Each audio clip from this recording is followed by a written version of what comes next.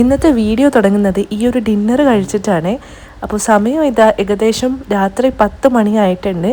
നമുക്കൊന്ന് പെട്ടെന്ന് പുറത്ത് പോയിട്ട് വരണം. ലുലുവിൽ പോയിട്ട് നമുക്ക് കുറച്ച് സാധനങ്ങൾ വാങ്ങിക്കാനുണ്ട്.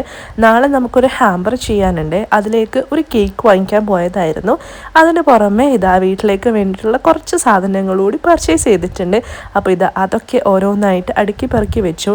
ഇനി നമുക്ക് കുറച്ച് നട്ട്സും കാര്യങ്ങളും കൂടി വാങ്ങിക്കാനുണ്ട്. ഇത് നാളത്തെ ഹാമ്പറിനല്ല, ഇനി വരുന്ന ദിവസത്തെ ഒരു ഹാമ്പറിന് വേണ്ടിയിട്ടായിരുന്നു. അങ്ങനെ അതൊക്കെ ഇതാ പർച്ചേസ് ചെയ്ത് സാധനങ്ങളൊക്കെ ബില്ല് ചെയ്ത് നമ്മളിനി നേരെ വീട്ടിലേക്ക്. ഇതൊക്കെ കഴിഞ്ഞിട്ട് വേണം എനിക്ക് നാളത്തെ ഹാമ്പർ ഇതാ റെഡിയാക്കി എടുക്കാൻ വേണ്ടിയിട്ട്. നാളത്തെ ഹാമ്പറിന് ആദ്യം തന്നെ ഒരു ഷർട്ടായിരുന്നു.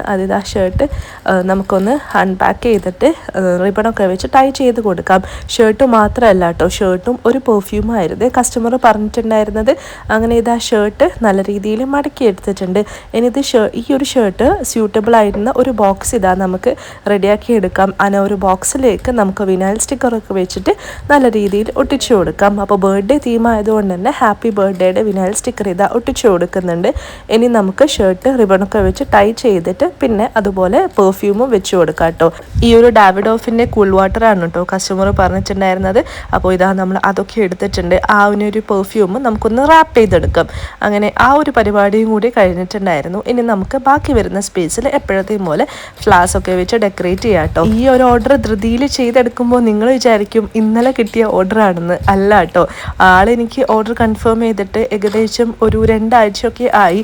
എന്നാലും ചില ടൈമിലുണ്ടല്ലോ നമുക്ക് മടി പിടിച്ചിട്ട് ഇന്ന് ചെയ്യാം നാളെ ചെയ്യാം എന്നൊക്കെ വിചാരിച്ചിട്ട് അങ്ങനെ ഇതാ കൊണ്ടുപോയി ലാസ്റ്റ് ഇതാ തലേ ദിവസമാണ് ചെയ്ത് തീർക്കുന്നത്.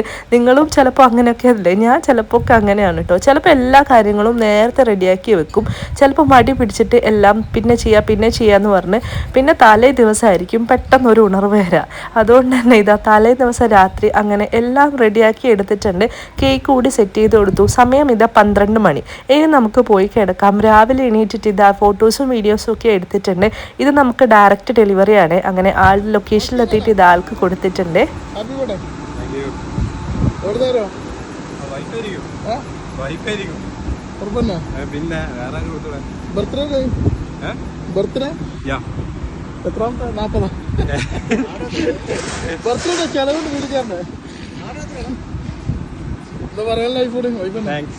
പ്രതീക്ഷ ഗിഫ്റ്റ് എന്തായാലും വരുമെന്ന് പ്രതീക്ഷ ഉണ്ടായിരുന്നു.